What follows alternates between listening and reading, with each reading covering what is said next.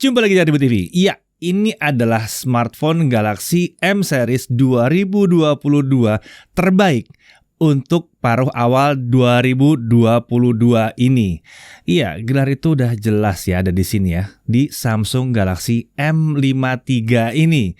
Kita akan bahas smartphone yang satu ini yang hadir dengan layar AMOLED 120Hz, baterai 5000 mAh, kamera utama 108 megapiksel, video recording 4K 30fps untuk kamera utama dan kamera selfie. SoC-nya pun sudah pakai Dimensity 900 dan tentunya konektivitas selulernya sudah 5G. Ya, Samsung Galaxy M53 5G ini melengkapi jajaran Galaxy M series terbaru yang dirilis Samsung di paruh awal tahun 2022 ini. Sebelumnya kita udah pernah tes juga yang M23 5G dan M33 5G. Ya, semua Samsung Galaxy M series menengah tahun ini sudah pakai nama 5G sekarang ya. Tentunya yang M53 5G ini akan menawarkan sesuatu yang berada di atas Galaxy M33 dan M23 5G. Oke, kita cek langsung paket penjualannya aja. Tentunya di sini ada unit Galaxy M53 5G, ada kabel USB Type-C, ada SIM tray ejector, ada paket dokumen, dan ada bundling kartu perdana di sini. Iya, udah segitu aja, minimal seperti biasa. Sama dengan seri M23 dan M33, paket penjualannya minimal. Tidak ada charger, tidak ada case, tidak ada screen protector di dalamnya. Kemungkinan besar memang ini untuk menekan supaya harganya nggak lompat terlalu tinggi-tinggi banget ya. Lagi pula kalau bicara soal casing dan charger itu bisa dibeli belakangan. Kalau kameranya yang diturunkan nggak bisa dibeli dengan upgrade gitu ya, kan nggak mungkin. Oke, kita lanjut. Nah, kalau dari sisi desain dia mirip banget dengan Samsung Galaxy M33 dari belakang ya. Bodinya menggunakan warna sederhana dengan matte finish. Opsi warna tersedia adalah brown, green, dan blue seperti yang kita pakai dalam pengujian ini yang biru ya.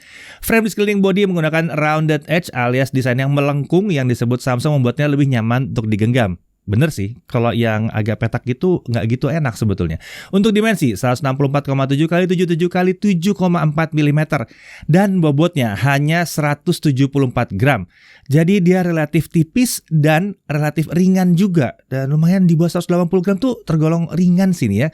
Di kanan ada tombol power sekaligus fingerprint scanner, lalu ada tombol volume up and down. Di atas ada mikrofon. Di kiri ada SIM tray. Ini hybrid ya sayangnya ya. Bisa 2 nano SIM atau 1 nano SIM plus 1 micro SD. Kita beralih ke bawah, di sini ada mikrofon, ada USB Type-C dan ada speaker. Tentunya ini speakernya mono ya, cuma satu speakernya di sini. Di sisi depan ada layar 6,7 inci Infinity O display. Ya, bukan yang pakai notch di sini. Ini yang membedakan smartphone ini dengan Galaxy M23 dan M33 yang masih pakai notch. Kalau di sini dia pakai punch hole kecil ya. Nah, untuk panel ini adalah panel Super AMOLED Plus. Ya, Super AMOLED Plus ini berarti layarnya udah tipis ya. Kemudian resolusinya adalah Full HD Plus 2400 x 1080 piksel. Refresh rate-nya 120 Hz. Sayangnya nggak ada opsi adaptif.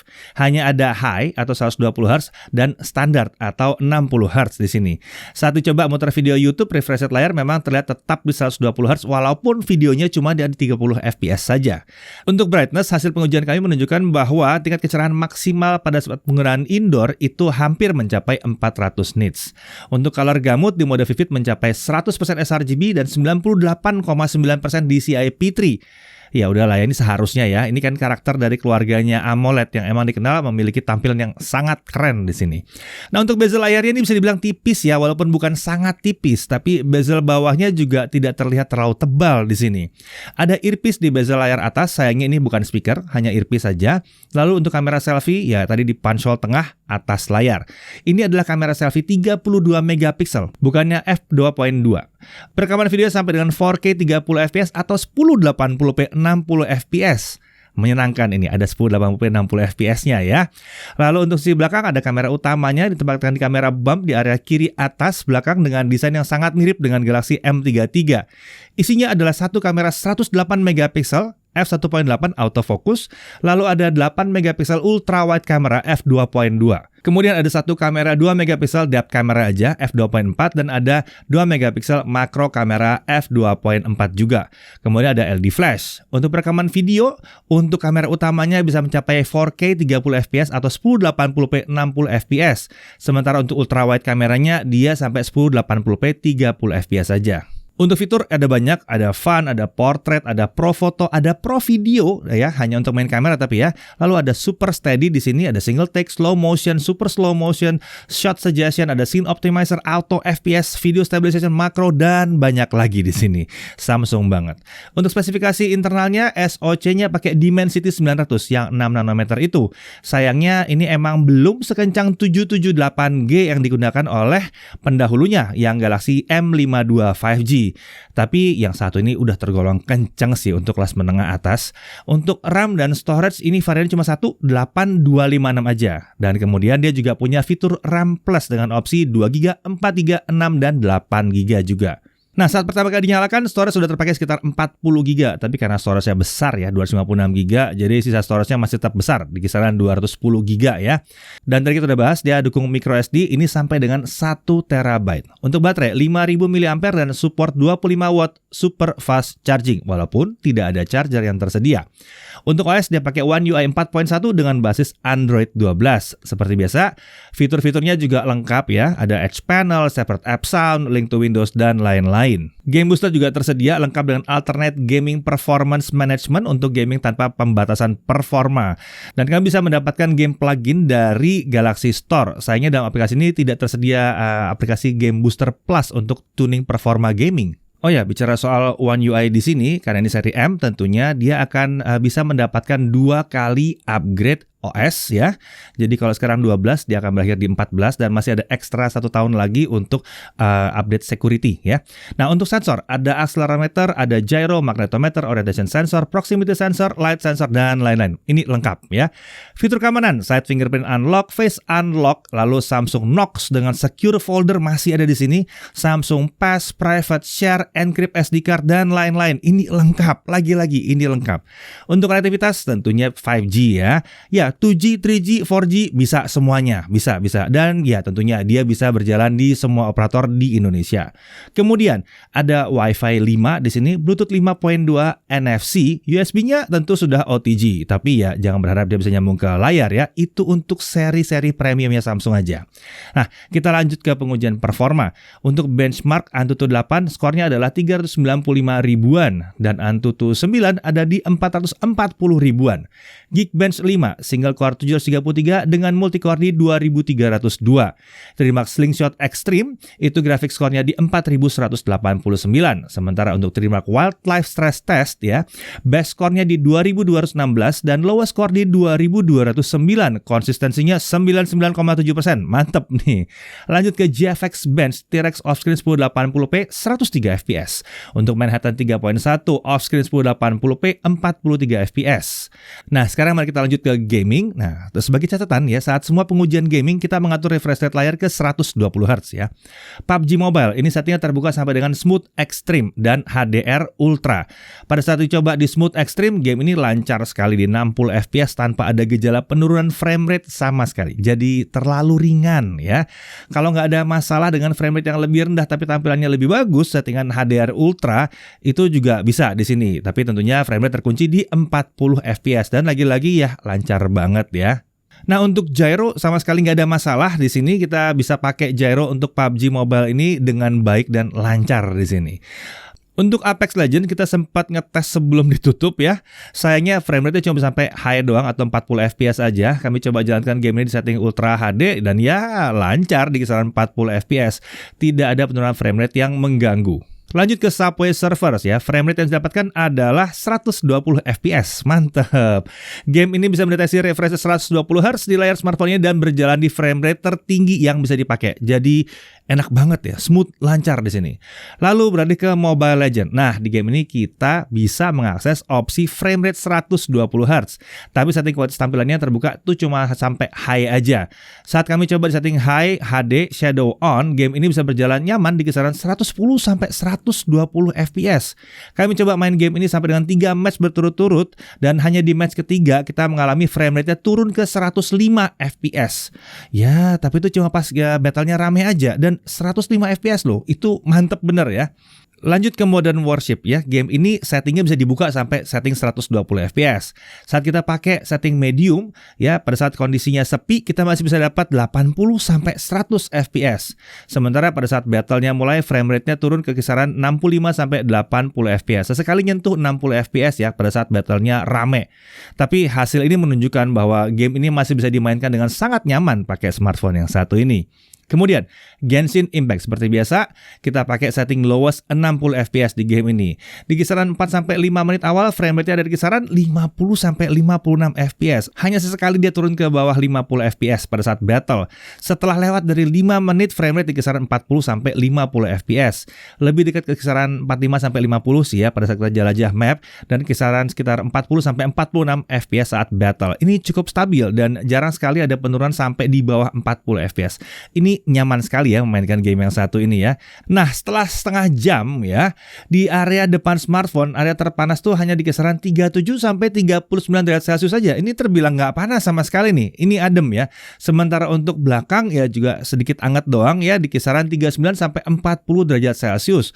Penyebaran panas bisa terlihat hanya di paruh atas smartphone aja, tapi ternyata sudah cukup efektif untuk membuat suhu kerja tidak terlalu tinggi. Sementara itu pada saat kami mencoba menggunakan fan grip ya, frame rate-nya dari kisaran 48 sampai 55 FPS dan itu bisa dipertahankan dalam waktu yang cukup lama.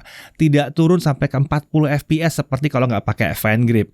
Frame rate tinggi itu bisa dipertahankan selama kami menguji game ini 30 menit lebih. Pasti banyak yang nanya, bagaimana dengan Ghost-nya di smartphone ini?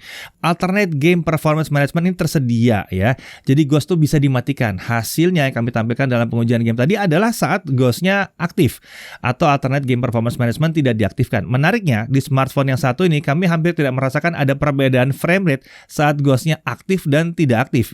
Bahkan pola frame rate di Genshin Impact pun tetap mirip-mirip aja saat Ghost-nya aktif maupun tidak aktif. Setidaknya itu terjadi di versi software yang kami gunakan saat pengujian ini. Ya memang sejak kami terima belum ada update firmware sama sekali. Oke, sekarang kita lanjut ke pengujian kamera, tapi kita keluar yuk. Ya, ini adalah kamera selfie-nya Samsung Galaxy M53 5G. Lagi-lagi saya nggak pakai mikrofon tambahan, nggak ada ya. Saya nggak pakai gimbal tambahan, saya nggak pakai tripod, nggak pakai apa. Gerak-gerak ini, tuh nggak pakai tripod ya. Jadi kita coba aja langsung kalau kita bawa jalan seperti apa. Kalau suara kalian tahu ya, kayak gini lah kurang lebih. Suara Samsung banget lah ini ya. Oke, sekarang kita coba jalan. Ya gini lah kalau jalan, langsung aja kita jalan. Wow, ini terang banget. Ya, kalian bisa kalau kestabilan lihatnya di belakang ya, apakah stabil atau tidak bagian belakangnya. Saya jalan biasa aja, normal aja. Sekarang mari kita coba backlight-nya gimana kalau kondisi backlight. Iya, kurang lebih seperti itu. Wow, luar biasa. Luar biasa. Ini backlight-nya seperti ini ya. Nah, normal lagi. Ini terang banget matahari tengah siang bolong. Oke, ini adalah kamera utamanya. Stabilizernya normal, kamera utamanya begini kurang lebih kalau kita bawa jalan. Sekarang coba kita lihat kalau kita mau fokus ke yang dekat bisa atau tidak. Oke. Oh, bisa ya. Mantap benar. Oke, kemudian ini adalah kamera ultra wide. Sekarang kita coba jalan, stabilizer normal di sini. Tentunya ini tidak autofocus, tapi kita bisa lihat field of view-nya luas dan stabil. Sekarang mari kita hidupkan super steady-nya. Jadinya kayak begini ya, super steady ya. Nah, tentunya autofocus juga nggak hidup di sini, tapi ya stabil sekali. Oke, kali ini kita coba dalam ruangan ya. Jadi ya kalau misalnya malam dalam kondisi ada lampu kurang lebih seperti ini. Karena ini semua lampu saya matikan dan jendela juga kebanyakan ditutup, cuma ada sedikit-sedikit jendela dibuka. Kita coba jalan. Kalau malam kurang lebih gimana? Kalau agak gelap, hasilnya kurang lebih seperti ini. Ya kondisinya memang gelap ya di sini. Kemudian kita coba untuk kamera utamanya kurang lebih seperti ini. Ya, dia bisa auto adjustment sendiri. Warna masih lumayan ada walaupun nggak hebat-hebat banget ya. Kemudian ini untuk ultra wide-nya dalam ruangan. Kondisi tidak ada lampu yang dinyalakan, tapi masih ada sedikit jendela dibuka sedikit di situ. Ya, mulai ada noise, tapi lumayan oke. Sementara kalau super steady-nya on, ini kelihatan banget jadi lebih gelap ya. Jauh lebih gelap dari yang tadi. Tipikal ini kalau super steady-nya on. Jadi kalau gelap-gelap mendingan gak usah pakai super steady ya. Ya, kamera si Samsung M53 ini memang masih Samsung banget ya. Untuk foto, kamera utamanya emang luar biasa mantap. Detailnya keren dan cenderung bersaing dengan smartphone lain di kelas harganya. Nah, kami menemukan adanya keunikan bentuk bokeh yang tampil dari pantulan cahaya-cahaya kecil pada hasil foto smartphone ini. Lihat di bagian kiri nih, unik ya. Ya, keren nih, keren. Nah, untuk kamera ultrawide tentunya belum sekelas kamera utamanya, tapi udah cukup bagus di sini. Sementara itu, untuk selfie detail juga mantap banget. Bahkan mau pakai mode portrait untuk selfie-nya pun blurnya oke nih. Mungkin kalau ada hal yang perlu diperhatikan itu adalah dalam kondisi cahaya kurang, stabilizernya masih menimbulkan jitter. Lalu, video 1080p 60 dan 4K 30 itu belum ada stabilizernya. Dari sisi keunggulan lainnya, kita lihat ada mode Pro untuk setting manual dan fotografi. ISO-nya maksimum 3200 dan speed-nya maksimum 10 detik. Lalu ada mode Pro Video untuk setting manual dalam perekaman video. ISO-nya maksimum 3200, speed-nya sampai 1/30. Lucunya di Pro Video ini kalau ISO-nya dibiarkan auto, entah kenapa dia bisa lompat sampai 5000. Oh ya, kedua mode Pro ini tentunya berlaku untuk kamera utamanya saja ya. Tentunya untuk mode single take itu juga ada di sini, membuat kita bisa memperoleh beragam hasil foto dan video hanya dalam waktu beberapa detik saja. Saat berguna untuk merekam keseruan yang mungkin sulit diulang seperti reuni, halal bihalal, ketemuan keluarga, teman dan lain-lainnya. Ya, secara keseluruhan kamera si M53 ini masih mirip lah dengan keluarga Samsung lainnya. Emang keren untuk hitungan smartphone kelas menengah. Nah, sekarang mari kita lanjut pembahasan ke studio lagi. Oke, sekarang kita lanjut ke pengujian baterai ya. Karena dia nggak bisa turun dari 120 Hz kalau kita setting di high, jadi kita melakukan dua pengujian dengan setting refresh rate yang berbeda. Kalau kita lakukan local video playback 1080p, itu 17 jam 45 menit kalau 120 Hz. Sementara kalau ditaruh di 60 Hz, dia bisa mencapai 22 jam 30 menit. Nah, ini mantap nih kalau taruh di 60 Hz ya. Sementara itu untuk streaming YouTube 1080p, kalau pakai 120 Hz, dia akan berkurang 3% selama kita nonton 30 menit. Sementara kalau kita pakai 60 Hz hanya turun 2% selama kita nonton 30 menit. Nah, TikTok 30 menit 120 Hz itu berkurang sekitar 5%. Sementara 30 menit dengan 60 Hz itu berkurang hanya 3% saja.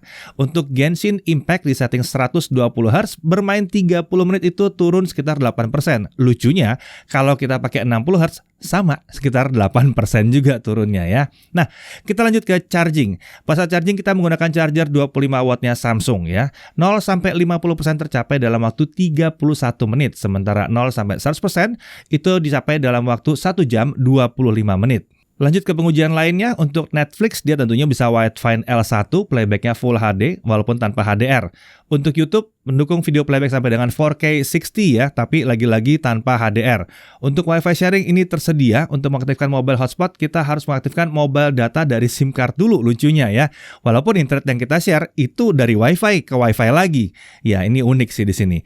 Nah, untuk harga resminya berapa? Ya, menurut Samsung harga resminya adalah 6.299.000 dan varian cuma satu ya, cuman yang 8256 aja. Hal yang perlu diperhatikan, pertama, paket penjualannya itu nggak ada case, nggak ada screen, dan juga yang penting nggak ada chargernya di sini ya. Ya, jadi kita tetap harus memperhitungkan untuk paling nggak beli charger lah dengan smartphone yang satu ini. Lalu refresh rate layar tidak adaptif. Tapi ya kita bisa switch 120 atau 60 Hz ya. Kemudian kuat kamera, untuk kamera utama memang katanya ada 4, tapi yang paling banyak digunakan harusnya ya 2 ya, kamera yang normalnya atau kamera utama dan kamera ultra wide-nya. Untungnya kualitasnya mantap ya. Lalu sudah tidak ada audio jack di sini emang. Kemudian SIM tray-nya hybrid, jadi tidak bisa pasang dual SIM card plus 1 microSD, tapi ya nggak terlalu masalah ya, 256 GB soalnya. Lalu tentunya berbeda dengan seri A, kita tidak bisa menemukan IP rating atau dual speaker di sini. Lalu lucunya dia pakai panel Super AMOLED yang tipis, tapi dia pakai fingerprint di samping. Iya, bukan di layar ya. Tapi nggak apa-apa juga sih, soalnya fingerprint di samping ini sebetulnya lebih efektif dan banyak orang juga lebih suka yang samping aja ya, nggak usah mencet-mencet di depan. Nah, dari sisi kelebihannya, walaupun memang tidak sekencang SoC di Galaxy M52 5G, Dimensity 900 ini tetap SoC yang kenceng sebetulnya ya. Lalu layar Super AMOLED Plus 120Hz, ini mantep banget, sudah dekat dengan 100% DCI P3, tuningnya Samsung pula. Konektivitas 5G, semua operator. Opsi konektivitas lainnya juga oke, Wi-Fi 5, Bluetooth 5.2, NFC ya tentunya ada dong di harga segini. Perekaman 1080p 60 fps dan 4K 30 itu ada di kedua kamera depan belakang ya, mantap. Lalu ada fitur single take, ini sangat berguna kalau lagi kumpul-kumpul sama keluarga atau sama teman-teman ya. Lalu daya tahan baterainya, kalau kita taruh di 60Hz tergolong keren daya tahan baterainya nih ya, sekitar 22 jam lebih, mantap nih. Bodi smartphone juga enak nih, tipis dan relatif ringan di sini. Kemudian OS-nya One UI 4.1, Android 12, update-nya paling nggak 2 kali ya, dan fitur-fiturnya lengkap, segudang di sini fitur-fiturnya. Bahkan sampai ke fitur keamanannya, ada encrypt SD card, private share, Samsung Pass, dan macam-macam lagi. Sampai Samsung Knox-nya juga lengkap di sini. Pada akhirnya kalau kalian mungkin ngiler lihat Samsung Galaxy A73 5G dan mungkin rasanya kok agak tinggi harganya, sepertinya yang satu ini bisa jadi salah satu alternatif. Saya Dedi Irfan, Jakarta TV.